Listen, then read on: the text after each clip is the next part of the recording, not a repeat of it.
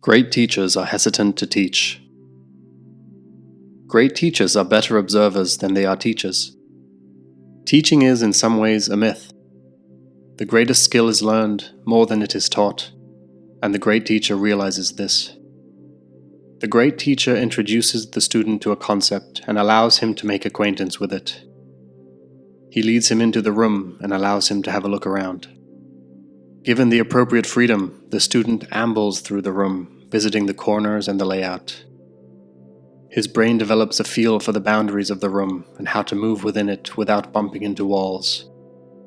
With time, the student learns to live within the room and breathe its unique fragrance. Eventually, the room becomes home. This is the way in which skill is developed.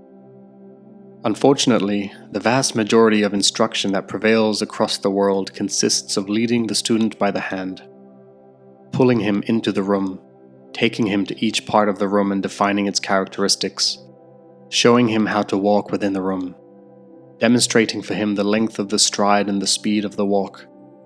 The student is instructed to memorize the information and repeat it for the teacher. There is a huge problem with this approach. In memorizing the information, the student's attention is on the information rather than its relevance.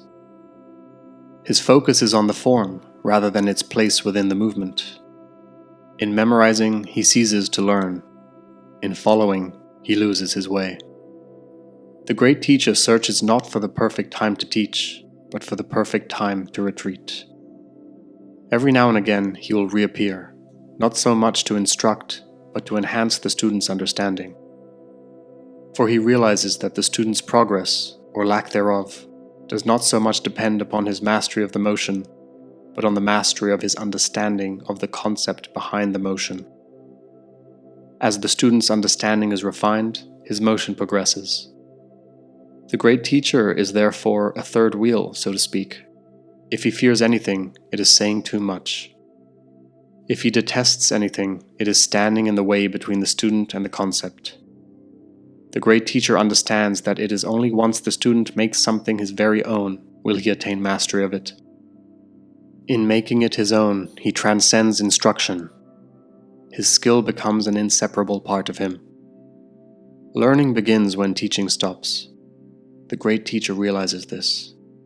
If only we had more of them in the world.